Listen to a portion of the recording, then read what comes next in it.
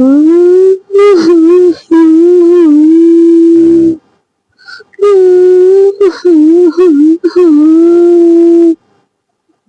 আপা, আপা, আমি কোট খেয়ে গেছি আপা। এটা কত কাজ করলেন আপা আপনি।